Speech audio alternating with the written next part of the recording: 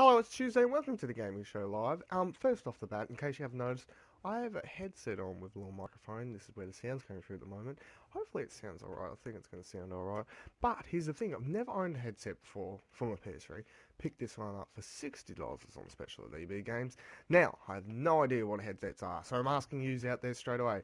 Is this good now? It is a Turtle Beach Air Force P11. That's what it is. No idea if it's any good.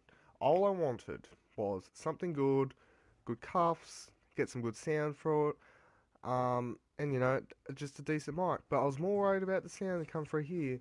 But I know people out there have more idea about this stuff than me. Never had a headset before, never been really interested. I'm not the kind of person to sit there talking to randoms on Call of Duty. Talk to my friends, yeah, cool. But any good? Tell me, guys.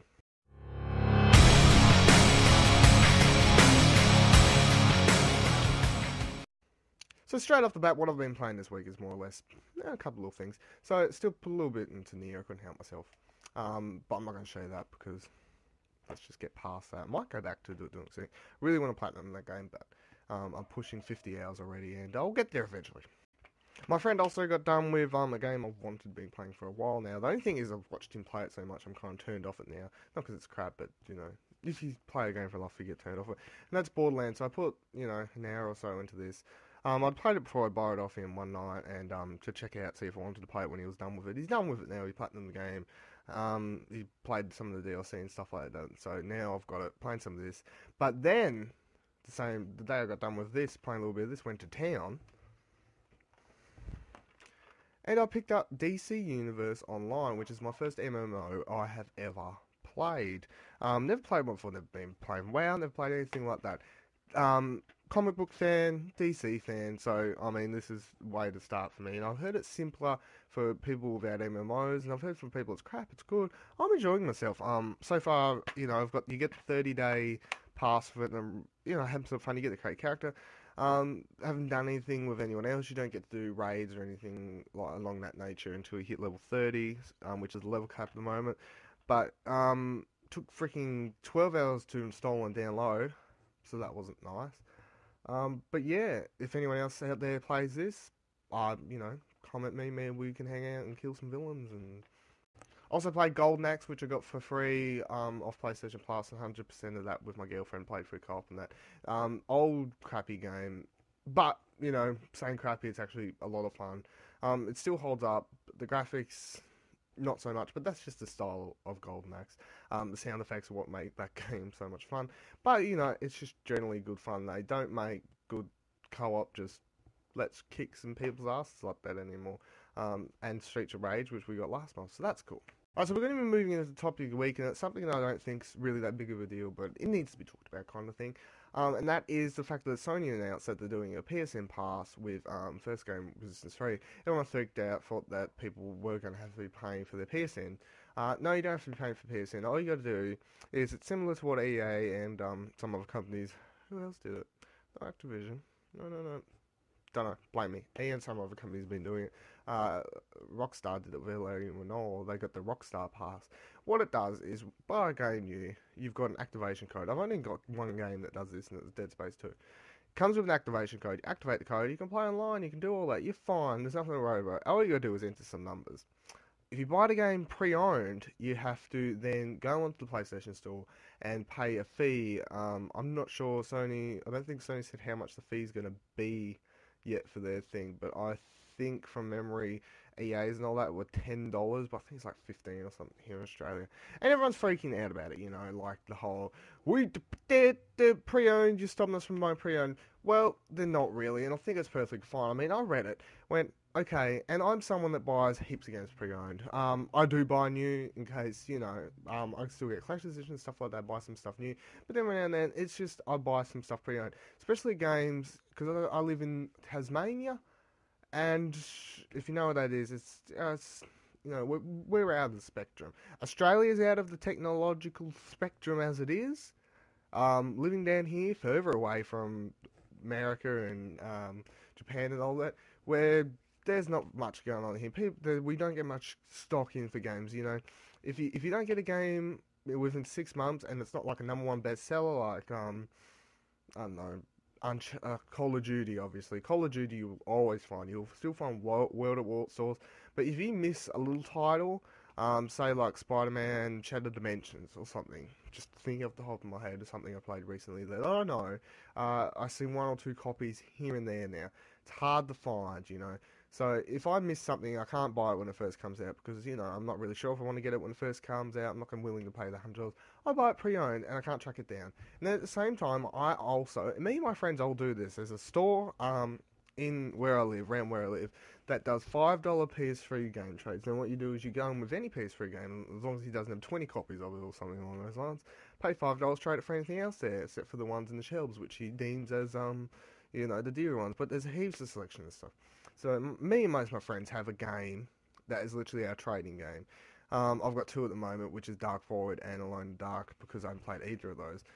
But, you know, we just get trading games. It's like, we go to, you know, EB or somewhere, buy a game real crappy that we don't even think we'd ever want to play unless, you know, it's like, oh, $10, $15, $20.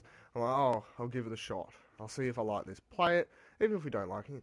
Take $5, go trade it for something else. And eventually, I mean, I discovered Dead Space this way. So, you know, I don't mind because I did a $5 trade at the second-hand store, got Dead Space. Didn't know if I was going to like it or not. Loved Dead Space. And now I put my money down and pre-ordered the Dead Space 2 copy. So, I mean, I know publishers and developers out there know stuff like this does go on to some degree. And they should be worrying about it. But they have the right to put on this PSN pass.